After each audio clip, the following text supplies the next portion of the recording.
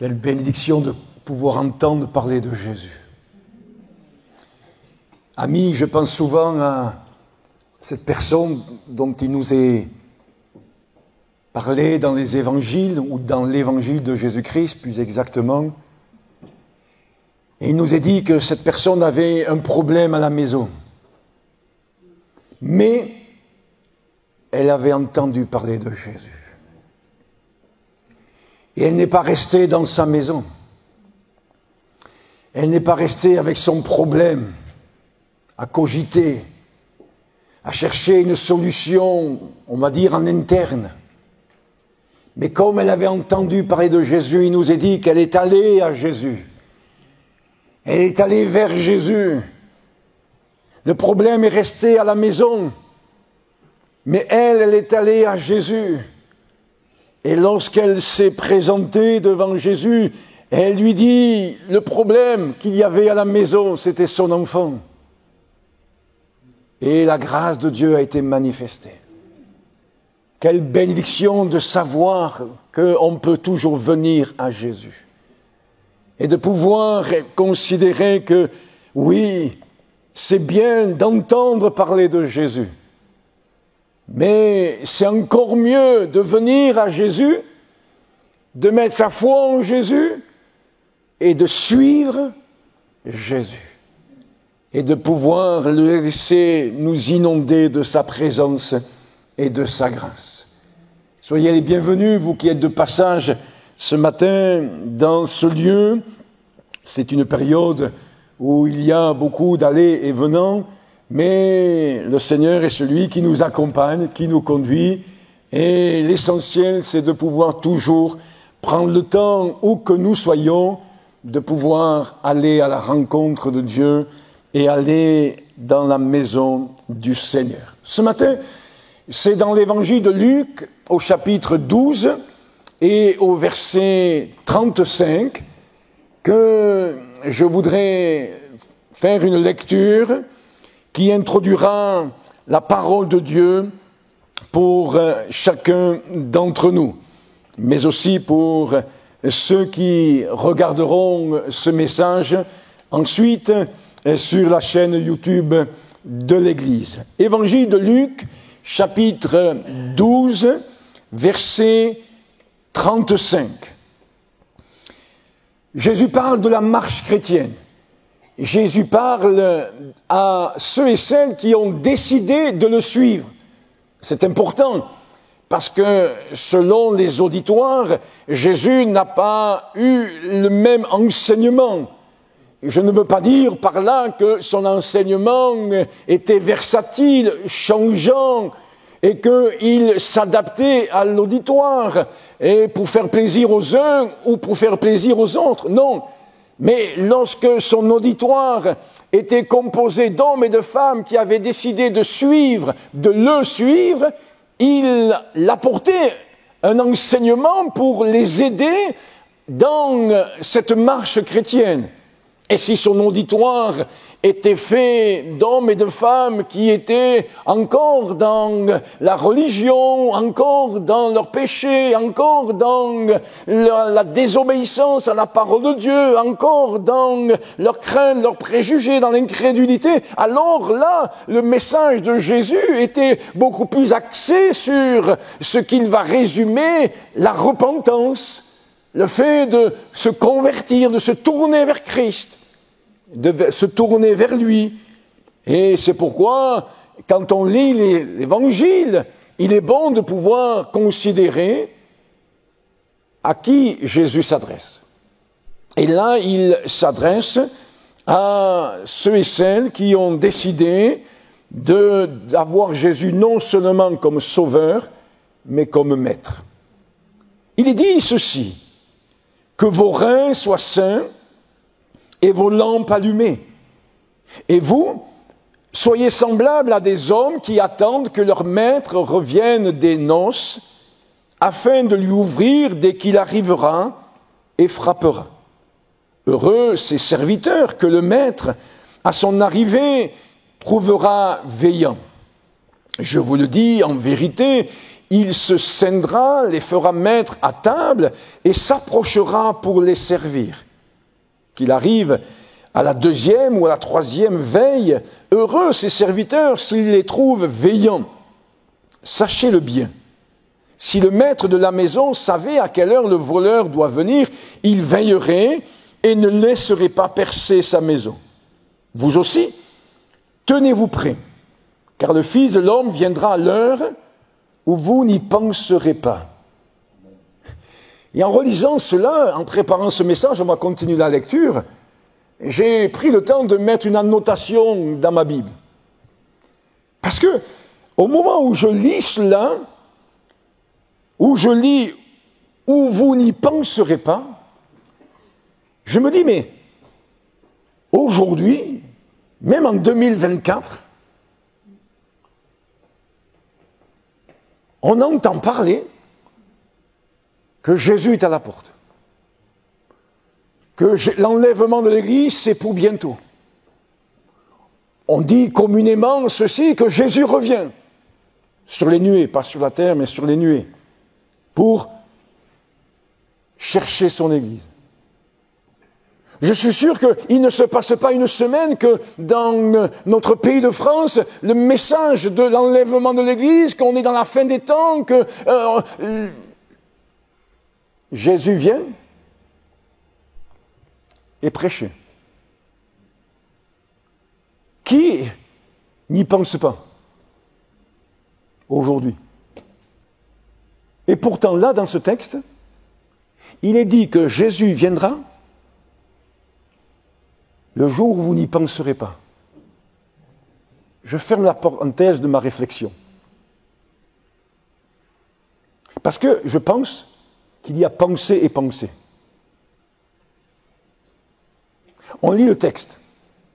Pierre lui dit, « Seigneur, est-ce à nous ou à tous que tu adresses cette parole ?» Et le Seigneur dit, « Quel est donc l'économe fidèle et prudent que le Maître établira sur ces gens pour leur donner la nourriture au temps convenable ?» Verset 43. « Heureux ce serviteur que son Maître à son arrivée trouvera faisant ainsi. Je vous le dis, en vérité, il l'établira sur tous ses biens. Mais si ce serviteur dit en lui-même, mon Maître tarde à venir, s'il se met à battre les serviteurs et les servantes, à manger, à boire et à s'enivrer, le maître de ce serviteur viendra le jour où il ne s'y attend pas, et à l'heure qu'il ne connaît pas, il le mettra en pièces et lui donnera sa part avec les infidèles. Le serviteur, qui ayant connu la volonté de son maître, n'a rien préparé et n'a pas agi selon sa volonté, sera battu d'un grand nombre de coups. Mais celui qui, ne l'ayant pas connu, a fait des choses dignes de châtiment, sera battu de peu de coups. On demandera beaucoup à qui l'on a beaucoup donné, et on exigera davantage de celui à qui l'on a beaucoup confié. Amen.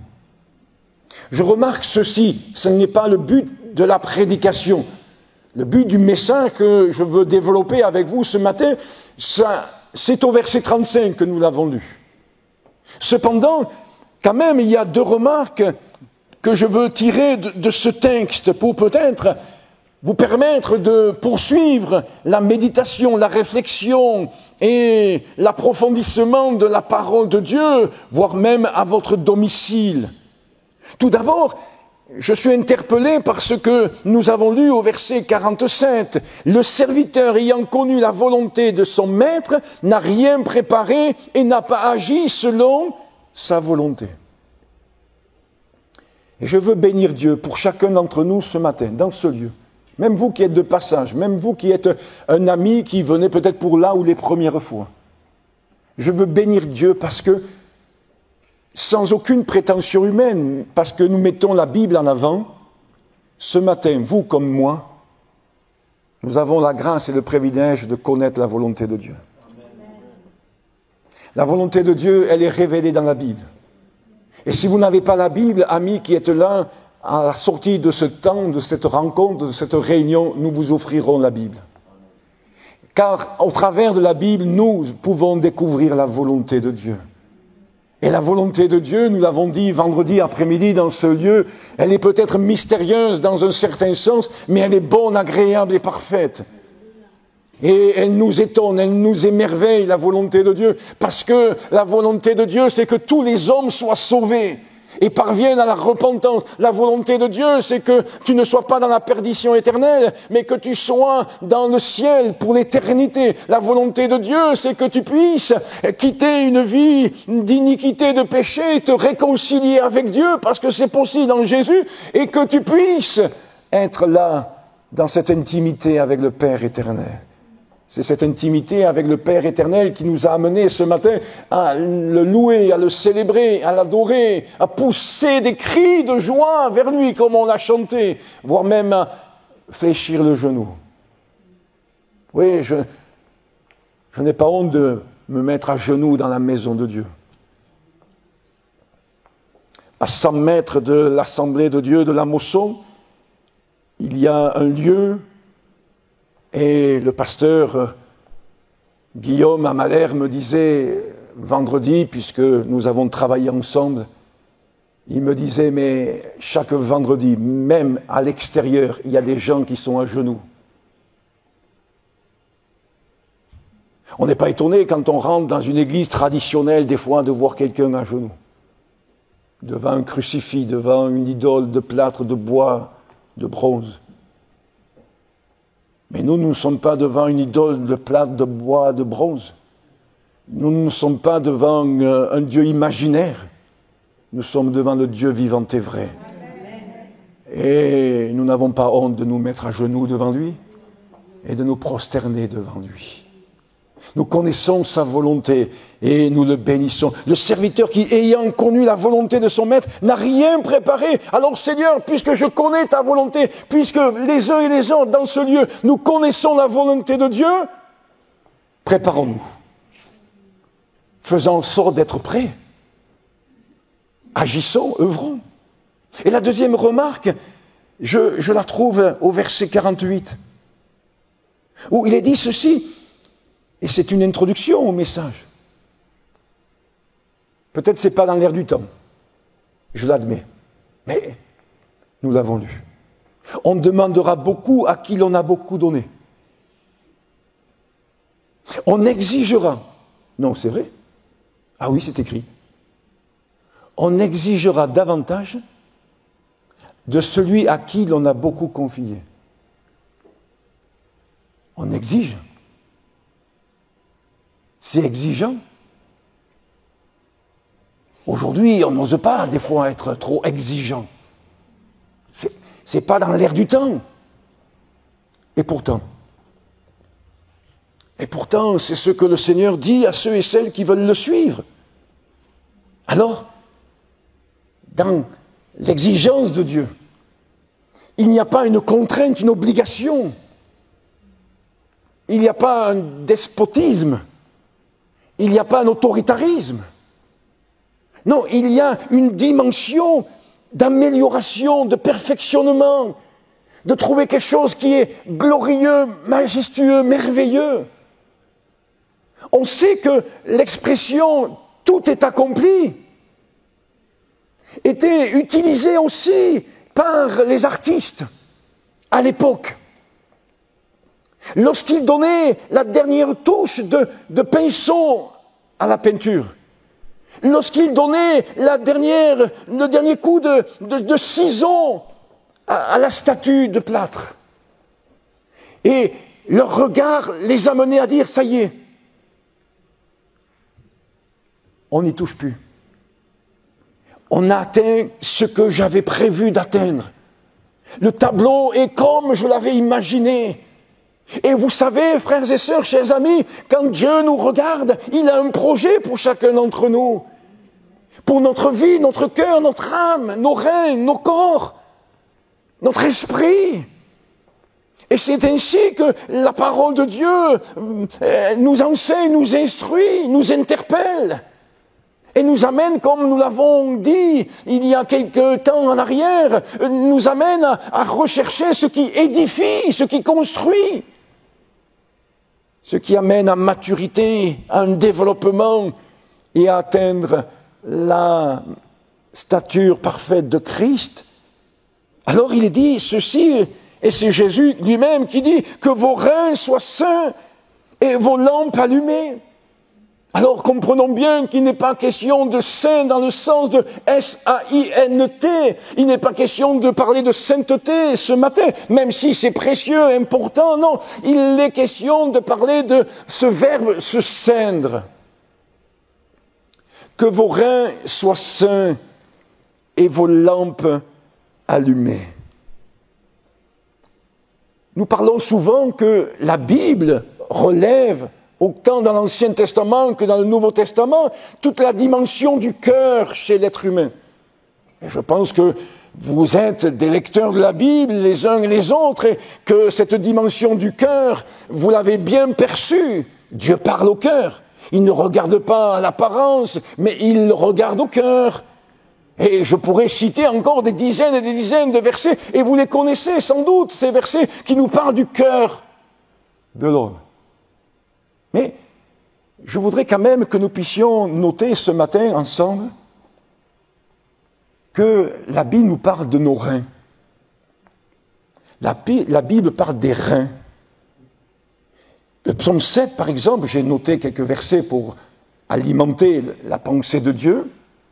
Le psaume 7, le verset 10, dit ceci, « Toi qui sondes les cœurs et les reins ». Je remarque aussi pour chacun d'entre nous que si la Bible parle du cœur, souvent elle associe au cœur les reins. Une des preuves, c'est ce verset que je viens de citer. Je cite aussi le psaume 26, verset 2, où cet homme, dans sa prière, dans sa communion avec Dieu, va dire ceci, « Sonde-moi, ô Dieu. Sonde-moi, ô Dieu. Éprouve-moi, fais passer au creuset mes reins et mon cœur. » Et il met en avant ses reins et son cœur. Je ne vais pas vous faire un cours d'anatomie, mais quand même, il y a sans doute une raison, et je vais la partager avec vous ce matin. Mais je veux bondir en avant et aller jusqu'au livre de l'Apocalypse. Et dans l'Apocalypse, au chapitre 22 et au chapitre 2, et au verset 23, ah oui, le contexte est très particulier. Si vous lisez ce livre, vous allez découvrir qu'il y avait dans cette église une femme nommée Jézabel. Déjà, le mot Jézabel, les chrétiennes ne prénommeront jamais trop leur fille de cette manière-là. Ça a quand même une connotation assez particulière quand on lit la Bible, le prénom de Jézabel. C'est mieux de le prénommer Abigail, comme nous avons prêché, comme je l'ai prêché dimanche dernier. C'est plus agréable. Bref, il y avait une dame prénommée Jézabel là, et qui avait des pratiques pas glorieuses. Bon, c'est pas le sujet de la prédication, donc, mais quand même, le Seigneur dit, l'Esprit de Dieu dit, je frapperai de mort ses enfants, c'est-à-dire ceux qui suivent, qui sont ses adeptes. Et toutes les églises connaîtront que je suis celui qui sonde les reins et les cœurs, et je rendrai à chacun de vous selon ses heures. Alors, pourquoi citer ces versets? Je pourrais en citer d'autres pour montrer bien que dans l'enseignement biblique, dans la compréhension spirituelle des choses de Dieu, nous sommes invités les uns et les autres à comprendre que, certes, le cœur est dans la pensée grecque, eh bien, le siège de nos sentiments, mais qu'il y a dans l'enseignement du Seigneur une révélation qui nous est communiquée dans la bonne compréhension de ce qu'est, aux yeux de Dieu, nos reins. Puisque Jésus lui-même va dire ceci, que vos reins soient saints. Alors on avance. On avance en disant ce matin que les reins, c'est une image empruntée de l'hébreu, de l'Ancien Testament, puisque l'Ancien Testament a été écrit en hébreu, qui symbolise la conscience. et qui est plus particulièrement aussi le siège de nos émotions. Alors peut-être ça apporte un éclairage pour chacun d'entre nous. Les reins nous parlent de la conscience humaine qu'il y a en chaque être humain, et là où il y a le siège de nos émotions. On pourrait alors dire qu'il est important de considérer qu'à ce que Jésus enseigne, il est bon de ceindre nos émotions. Attention, la Bible ne nous dit pas d'enlever nos émotions, de ne pas avoir d'émotions. La Bible n'est pas là pour faire de nous, un objet sans vitalité, sans réflexion, sans émotion, sans larmes. Non. Comme lorsque quelqu'un pleure, je dis souvent, écoute, les larmes, c'est l'expression d'une émotion. Et ce n'est pas toujours évident d'exprimer des fois les émotions. Mais les larmes nous aident en cela, bien sûr, selon le contexte. Il n'est pas question de ne plus avoir des émotions, mais la Bible nous dit de pouvoir, ceindre, quelque part ceindre nos émotions. Et j'espère pouvoir développer cela au fur et à mesure de ce message. Se ceindre.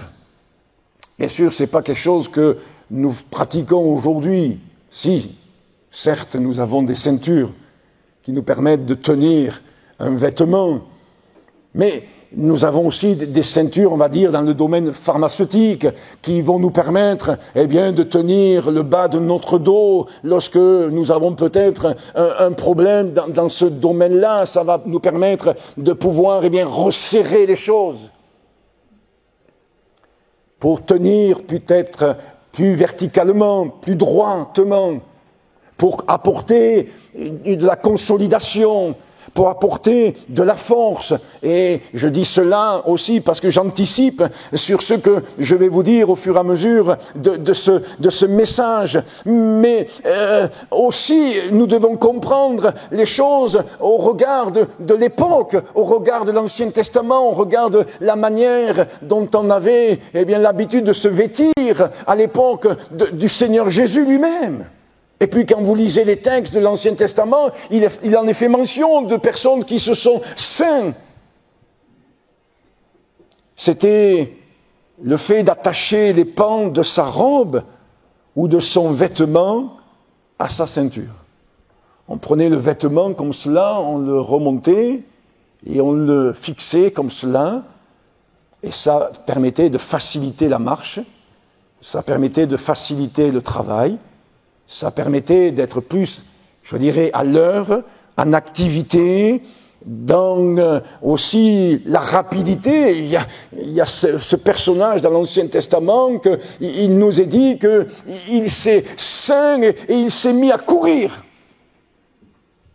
Et nous savons ce que ça peut signifier de courir dans les choses qui concernent le royaume de Dieu. Alors la signification spirituelle de se ceindre, c'est se tenir prêt, c'est d'être en mouvement, c'est d'être disposé à agir. Et lorsque quelqu'un enlevait sa ceinture ou laissait retomber son vêtement, c'était synonyme de repos, c'était synonyme de relâche.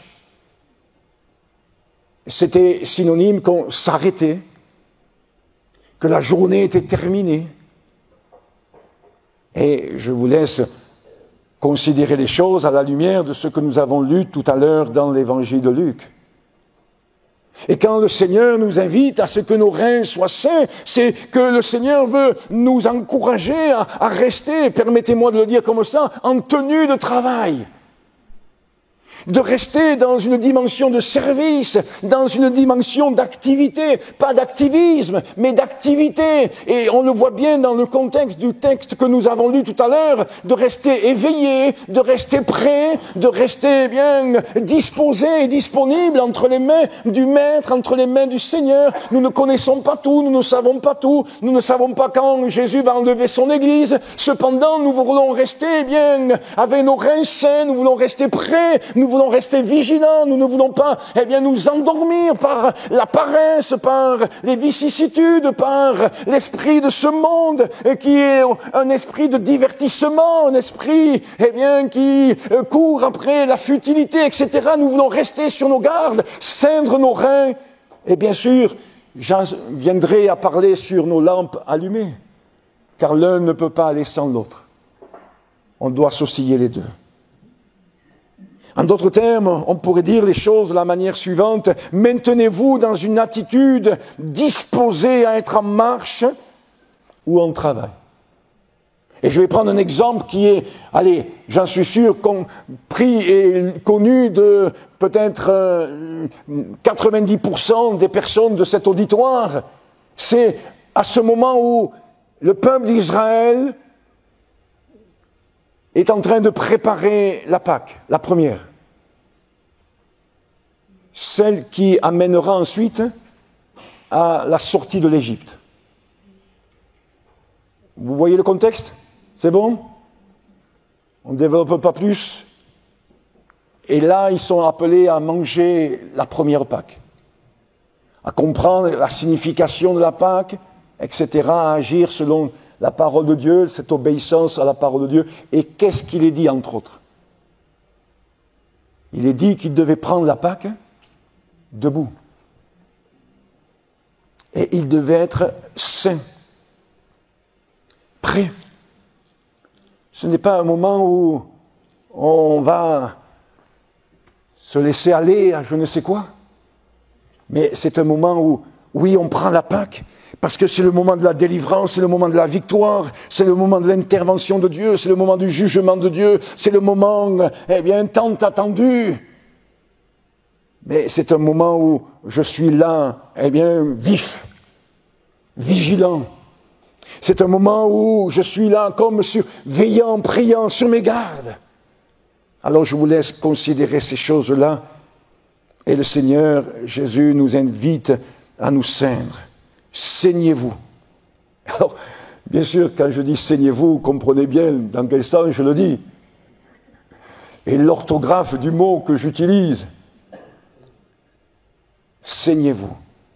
Oui, il faut le vouloir.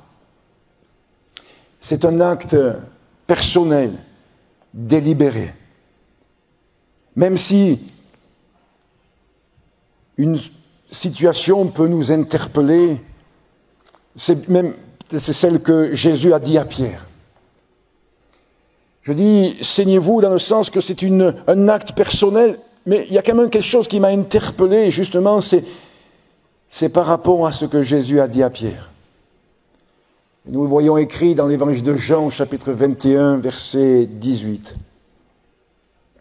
Et je ne peux pas parler de cela, vous apporter cet enseignement sans noter ce qui est écrit là. Il est dit, c'est Jésus qui parle à Pierre après ce moment de communion, d'intimité entre Pierre et Jésus. Pierre, m'aimes-tu ? Voilà le contexte.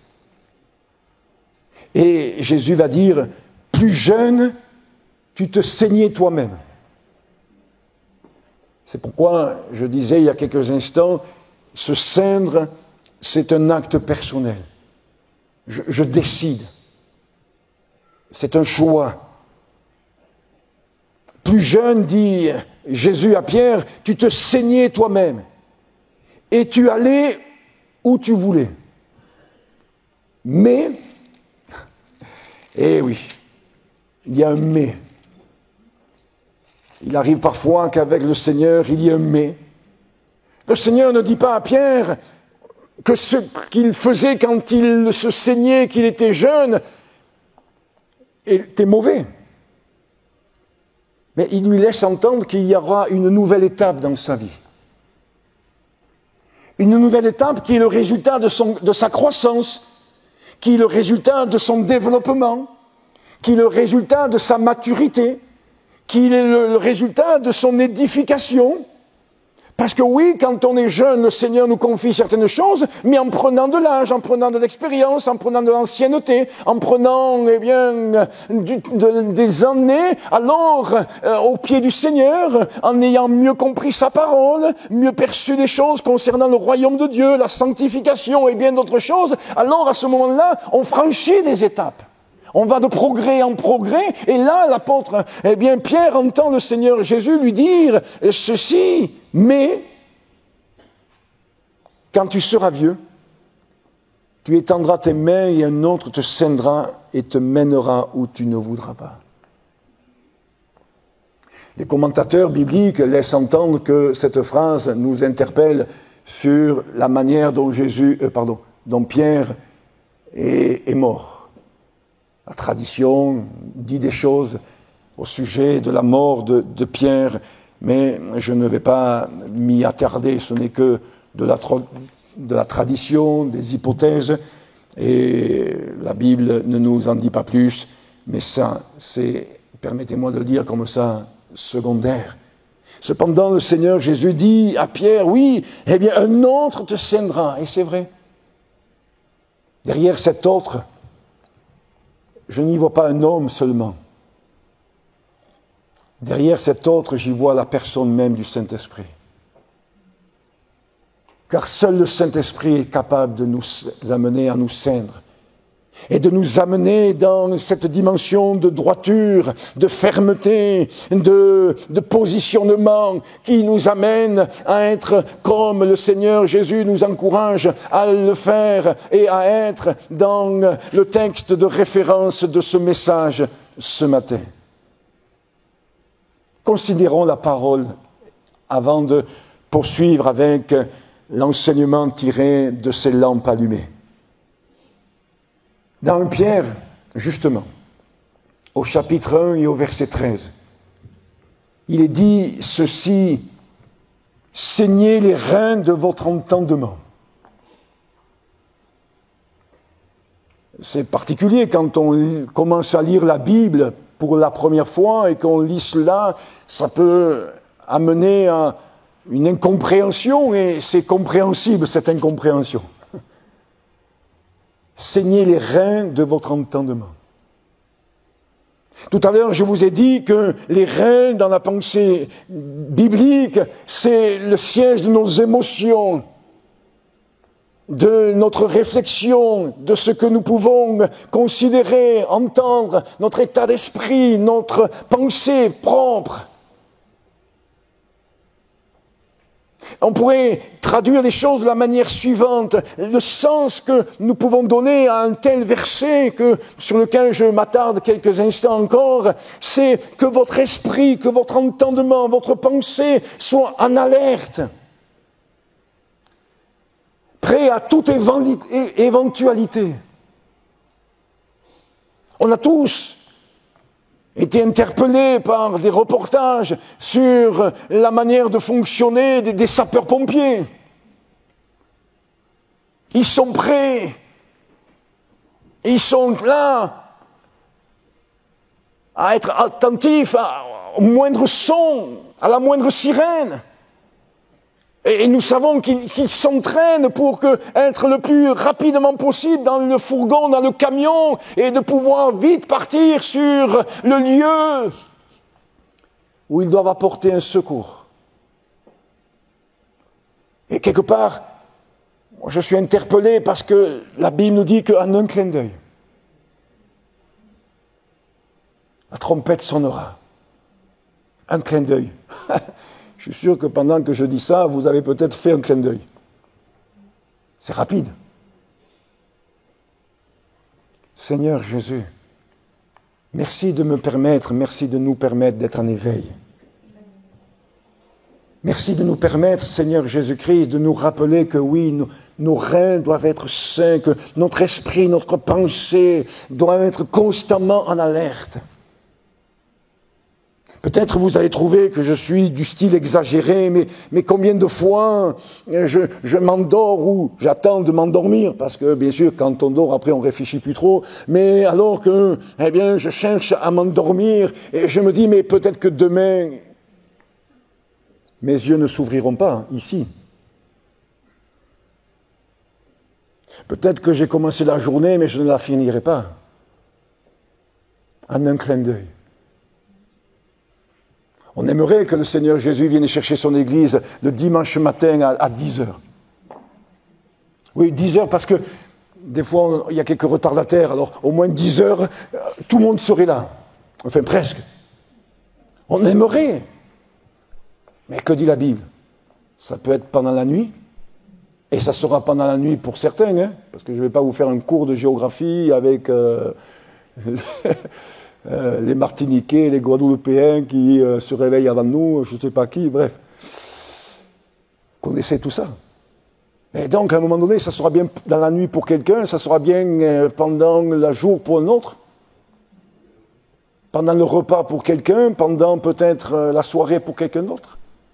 Bref, je ne veux pas m'attarder trop là-dessus.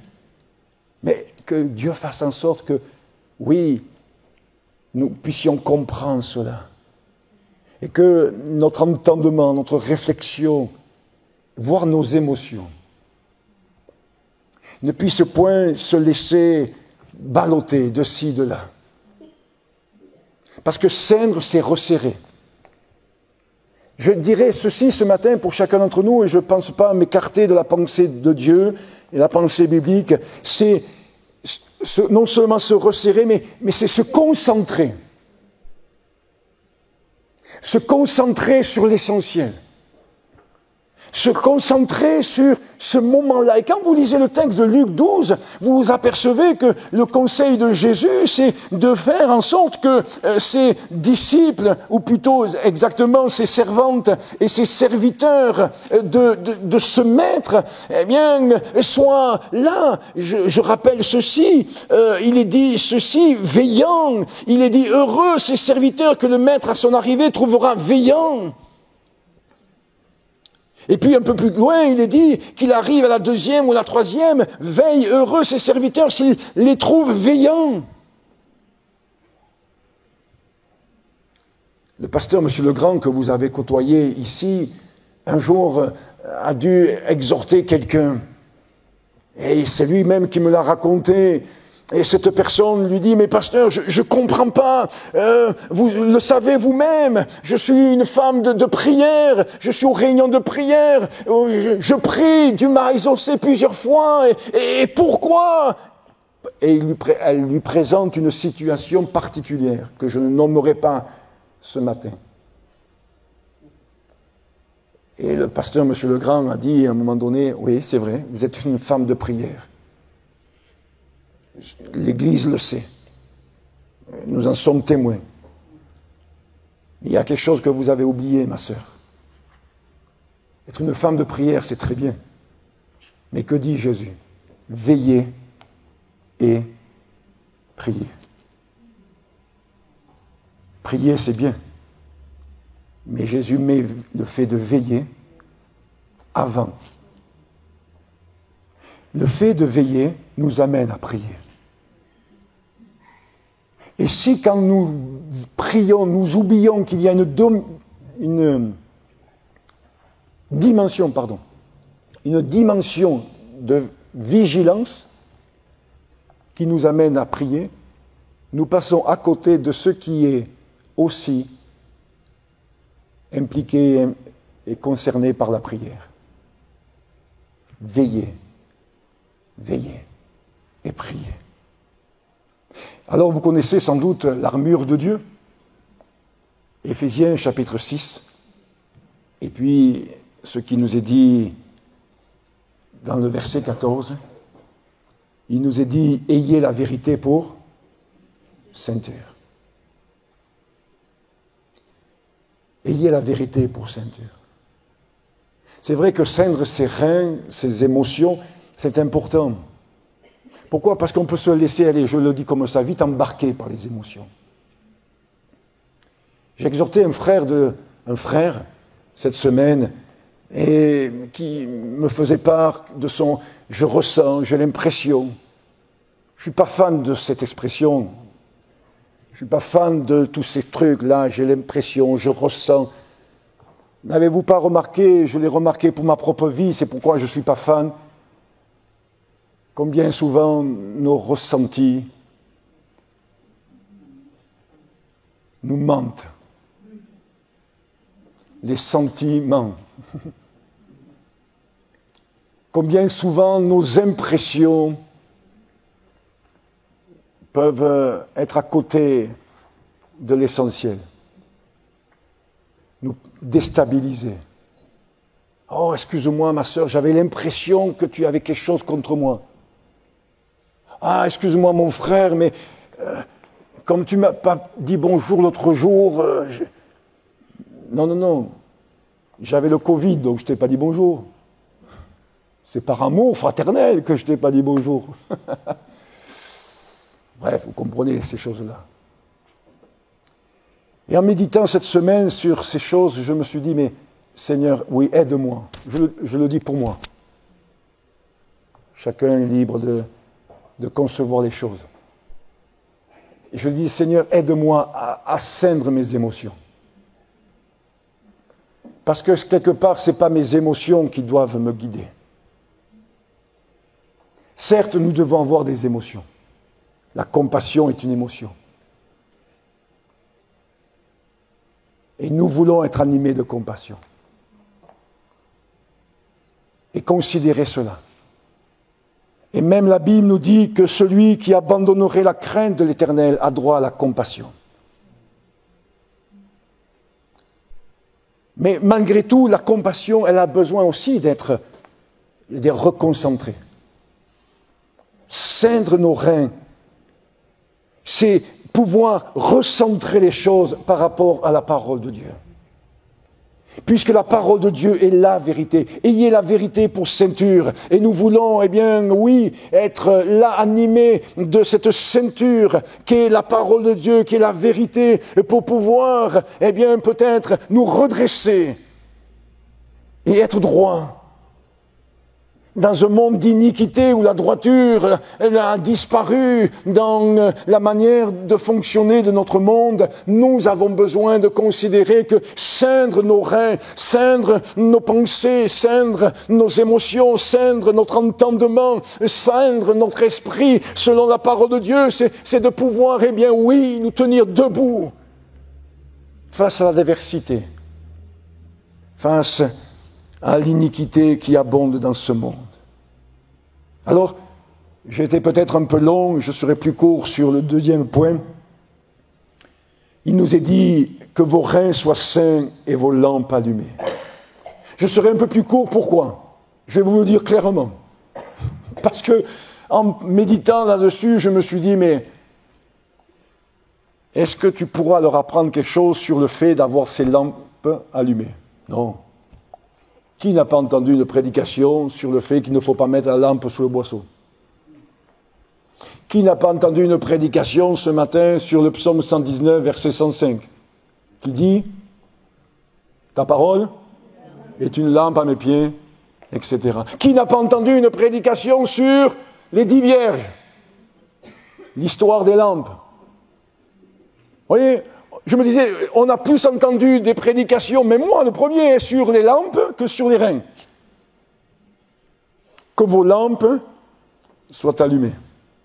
Qui n'a pas entendu une prédication sur que l'œil est la lampe du corps. Matthieu 6, 22. Alors, je me suis dit, allez, c'est pas le fait de passer à côté. Mais je me suis dit quand même, on est des gens adultes qui entendons, qui recevons, qui tenons compte et qui, cherchons à se laisser continuellement avertir, encourager, exhorter par notre Seigneur Jésus-Christ. Que vos lampes soient allumées. Alors je dirais simplement ceci. Pour qu'une lampe soit allumée, il faut d'abord qu'elle soit en bon état. Eh oui. Il peut y avoir que la mèche de la lampe, on parle de lampe à l'huile, elle soit en mauvais état. Que peut-être le conduit entre le réservoir d'huile et la mèche, ou je ne sais pas comment ça peut fonctionner, eh bien, il est peut-être bouché, ce réservoir. Pourquoi je dis les choses comme ça? Ce conduit est peut-être bouché, parce que l'huile, c'est le Saint-Esprit. On ne peut pas parler de lampe sans l'huile, on ne peut pas parler bien du Saint-Esprit sans nous, et nous, sans le Saint-Esprit, ça ne fonctionne pas. Alors oui, peut-être que le conduit entre le Saint-Esprit et nous, peut-être il est bouché, le Saint-Esprit ne peut pas nous communiquer tout ce qui est nécessaire. L'huile d'en haut ne se répand pas en nous comme il conviendrait pour que notre lampe soit allumée. Bref, Seigneur, je te prie simplement ce matin devant mes frères et mes sœurs que ma lampe soit en bon état. Ma conscience, mon cœur, mon esprit, que ta parole qui est une lampe, elle soit aussi bien présente. Bien présente. Une lampe qu'on maintient allumée. Et oui, c'est précieux. Et puis, comme je viens de vous le dire, on ne peut pas dissocier la lampe et l'huile. Si tu as une lampe mais tu n'as pas d'huile, ça ne sert à rien. Si tu as de l'huile, mais que tu n'as pas de lampe, eh bien, ça ne fonctionnera pas aussi, ça ne conviendra pas. Alors, pourquoi le noter quand même que nos lampes ont besoin d'être allumées? Parce que ça va ensemble. Je dirais ce matin, c'est un binôme. Nos reins saints et nos lampes allumées. Et un binôme, il doit marcher côte à côte. Allez, tant pis, même si c'est sur YouTube. Hier, nous étions honorés, les 5 enfants de la famille, de fêter les 70 ans de mes parents. 70 ans de mariage, pardon. Et nous étions pour ceux qui connaissent la région, sur le Causse-Méjean. Et à un moment donné, sur le Causse-Méjean, je le dis pour les touristes du coin, il y a une ferme cossenarde qu'on peut visiter, avec les outils d'antan, c'est très intéressant. Et allez, j'ose dire comme ça, papa voulait qu'on aille visiter là-bas et il nous a rappelé son enfance, 95 ans, vous comprenez qu'il a fonctionné, fils d'agriculteur, tout ça. Donc, ça a été un moment particulier d'émotion et agréable. Et entre autres, on est rentré dans ce qui était à l'époque une étable. Et ils ont installé là 2 têtes de bœuf. Bien sûr, c'est pas les vrais, quoi. Et avec un joug dessus. Et les arrière-petits-enfants, écoutaient le grand-père ou l'arrière-grand-père expliquer ce que c'était le joug. Et pour pouvoir que 2 bœufs ou 2 mulets à l'époque marchent côte à côte et fonctionnent bien et aillent dans la droiture, dans la bonne direction, il fallait ce joug. Voilà. Je voudrais vous donner cette image pour vous dire que nos reins saints et nos lampes allumées, c'est comme ces 2 bœufs qui ont besoin d'être associés pour pouvoir avancer dans la bonne direction à la gloire de Dieu. Je conclus avec un 3e point. Vous avez vu, le 2e point est très, très court. Nos lampes allumées. Pourquoi? Parce que, quand même, je ne peux pas mettre de côté ce que nous avons lu au verset 36, verset 35, je viens d'en parler, et verset 36. Pourquoi on ne peut pas mettre de côté le verset 36? Parce qu'il commence de cette manière-là. Et vous, soyez semblables à des hommes qui attendent que leur maître revienne des noces, afin de lui ouvrir dès qu'il arrivera et frappera. Qui attendent. Et ce que j'ai partagé, frères et sœurs, chers amis, avec vous ce matin, nous montre que ce que le Seigneur nous demande, c'est de savoir attendre. Pas attendre passivement, pas attendre avec de faux espoirs, mais avec une espérance vivante, renouvelée chaque jour par l'Esprit de Dieu et par la parole de Dieu, mais attendre d'une manière active, d'une manière réelle, afin de lui ouvrir dès qu'il arrivera et frappera. Dans la parabole des 10 verges dont je vous parlais tout à l'heure, je suis interpellé par cela. Je n'ai pas d'explication. Mais je suis interpellé par le fait que même les vierges sages n'avaient pas leur lampe allumée. Elles avaient de l'huile. Et heureusement qu'elles avaient de l'huile. Parce qu'elles ont rallumé leur lampe. Je ne suis pas le Seigneur Jésus et il a dit les choses comme il fallait être dites. Mais moi, si j'avais été moi, si j'étais moi, oui, je suis moi.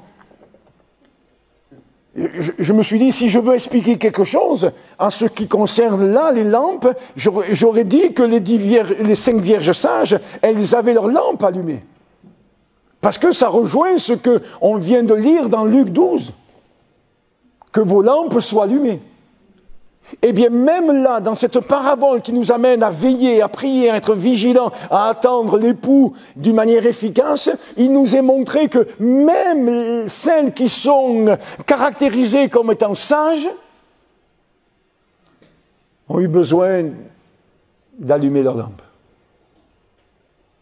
Alors, ce qui me réjouit par ailleurs, c'est que la Bible nous dit que le Seigneur n'éteint pas le lumignon qui fume. Et même moi qui vous prêche ce matin, j'ai envie de dire, Seigneur, si je suis un lumignon qui fume, réveille-moi. Souffle de ton esprit. Rallume la flamme. Rallume la flamme. Je veux rajouter de l'huile. Je veux rajouter de l'huile. Rallume la flamme, Seigneur. Des hommes semblables à des hommes. Pas des enfants, mais des hommes. Dimension de maturité, qui attendent que leur maître revienne des noces. Et qui attendent en étant veillants. Et puis, je conclus, parce qu'il y a une dimension de joie et de récompense qui est accordée à ses servantes et à ses serviteurs. Il nous est dit, heureux ces serviteurs, que le maître à son arrivée trouvera veillant. Heureux. C'est le programme de Dieu. Matthieu chapitre 5. Heureux. Dieu veut que nous soyons heureux. Heureux dans une attente heureuse. Heureux dans le fait que, oui, nous avons persévéré, oui, nous sommes allés jusqu'au bout, oui, nous pouvons entrer maintenant dans la joie de notre maître. Et ce qui m'émeut, et c'est ma conclusion, c'est qu'il est dit ceci, je vous le dis en vérité. Je l'ai lu plusieurs fois, je lui ai dit, mais oui, je ne me trompe pas. Il est dit, je vous le dis en vérité. Il, c'est qui il?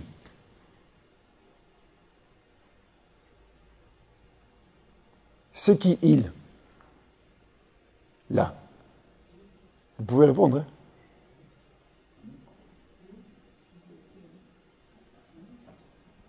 Relisons. Verset 37. Heureux ces serviteurs que le maître à son arrivée trouvera veillant. Je vous le dis en vérité, il.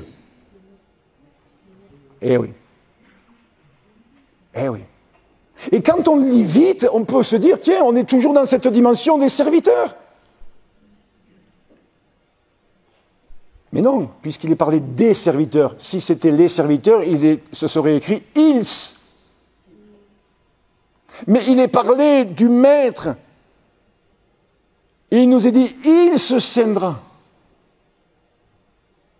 Et là, on y voit toute la bonté de Dieu. Toute la miséricorde de Dieu. Frères et sœurs, je ne veux pas être trop long, mais ça me touche beaucoup de considérer cela. Pourquoi? Parce qu'à un moment donné, dans son ministère terrestre, Jésus s'est ceint les reins. Et je le dis avec beaucoup d'émotion. Jésus s'est ceint les reins. Et il a lavé les pieds de ses disciples. Et il s'est ceint les reins Et il a mis le comble à son amour. Quelle grâce! Quelle grâce et quel privilège nous pouvons avoir quand on est serviteur et servante du Seigneur. Qu'on fait en sorte que que nos reins soient sains, que nos lampes soient allumées, qu'on soit veillant, persévérant certes, et que notre seule motivation, c'est d'attendre. D'attendre. Quand est-ce qu'il va venir? Je ne sais, mais je l'attends. Quand est-ce qu'il va venir? Je ne sais, mais je suis debout. Quand est-ce qu'il va venir? Je ne sais, mais je suis là, dans la prière. Quand est-ce qu'il va venir? Je ne sais. Et c'est Jésus qui le dit, vous ne savez quand le voleur va venir. Le maître, dit Jésus. Et il parle de lui. Puisque derrière la parabole, il y a le Seigneur Jésus. Il se scindra. Et plus que ça, les fera mettre à table. Mais les rôles sont inversés, pasteur. Non, pas tout à fait. Qui doit être à table normalement? Eh oui, comme vous le dites, le frère. Le maître. Et non. Il nous met à table. Et nous savons qu'une table nous est préparée dans le ciel. Avec des mets succulents. Là, il n'y aura plus question de cholestérol, de diabète, d'allergie. Non, c'est fini tout ça. De régime. C'est fini ça. Des mets succulents. Quel repas formidable. Amen. Je voudrais que nous puissions garder en mémoire ceci. Pas simplement que Dieu nous dit que vos reins soient sains, vos lampes allumées, et soyez des serviteurs semblables à des hommes qui attendent, etc. Mais considérez que derrière tout cela, il y a un projet formidable d'amour, de miséricorde, de compassion, d'émerveillement de notre Seigneur Jésus, qui est capable, parce qu'il nous aime à un tel point, de se ceindre, de se mettre là à nous servir et de nous accueillir à sa table. Ça nous pousse, ça nous encourage, ça stimule notre foi, notre obéissance à persévérer et aller jusqu'au bout. Gloire à Dieu. Seigneur, tu entends ces amens qui viennent de monter de l'auditoire. Oui, Seigneur, qu'il en soit ainsi. Qu'il en soit ainsi. Aide-nous, soutiens-nous, accompagne-nous. Nous avons tant besoin de toi. Et merci. Merci de nous faire rentrer dans cette dimension spirituelle. Merci de nous faire rentrer dans cette dimension de foi et d'obéissance. À toi la gloire et l'honneur. Amen. Gloire à Dieu. Gloire à Jésus.